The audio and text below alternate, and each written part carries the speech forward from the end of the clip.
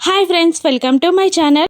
జగదాత్రి, కేదార్, కౌశికి ముగ్గురు హాల్లో కూర్చొని మాట్లాడుకుంటూ ఉండగా స్టెప్స్ పై నుండి యువరాజ్, వైజయంతి, నిషి ముగ్గురు వాళ్ళ మాటలని వింటూ ఉంటారు. అదే టైంలో కౌశికి ఒక ఆవిడ ఫోన్ చేసి మాట్లాడుతూ ఉంటుంది. హలో, ఎవరు అని కౌశికి అడుగుతుండగా, నేను లాయర్ రాజ్ కుమార్ వాళ్ళ వైఫ్ని మాట్లాడుతున్నాను అని అంటూ మీకు ఒక వీలునామా గురించి చెప్పాలి అని ఆవిడ అంటూ ఉండగా కౌశిక్కి ఎగ్జైటింగ్గా, వీలునామా? అదే మా నాన్నగారు రాసిన వీలునామా, అది నాకు ఇవ్వాలి కదా.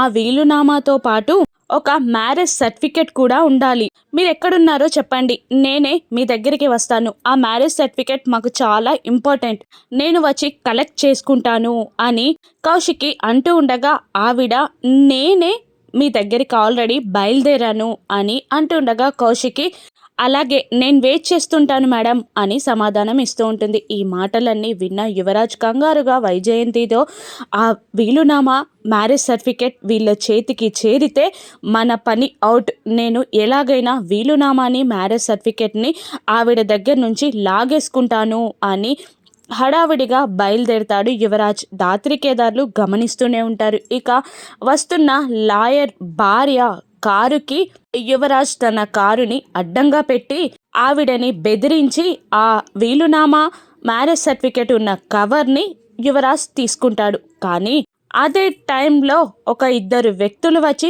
యువరాజ్ చేతిలో ఉన్న కవర్ని లాగేసుకొని బైక్ మీద స్పీడ్గా వెళ్ళిపోతారు. ఇక యువరాజ్ షాకింగ్గా చూస్తూ ఉంటాడు. ఆ బైక్ మీద వచ్చింది ఎవరో కాదు, జగదాత్రి, కేదార్, జేడి, కేడి. ఇక యువరాజ్ ఏం చేయనున్నాడు? ఆ మ్యారేజ్ సర్టిఫికేట్తో కేదార్ ఆ ఇంటి వారసుడు అని నిరూపించుకుంటాడా? రాను ఎపిసోడ్స్లో చూద్దాం.